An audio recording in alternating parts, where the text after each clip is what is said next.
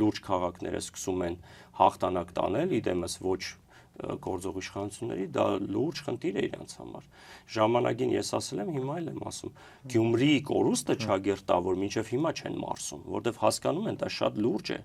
Այ հիմա փորձում են, արհեստական, այո, իհարկե, պետք է ասել են, ինքը չպետք է լինի։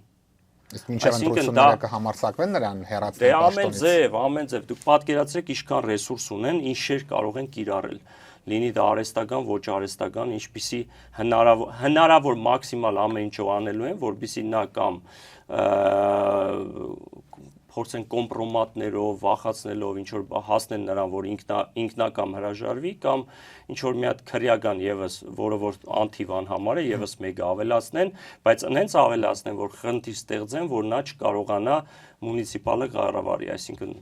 կալանավորեն ինչ ոնց որ սրբազաններին։ Հիմա այս նույն սկզբունքով չի բացառվում նաև Էջմիածին սցենարը։ Եթե տեսնեն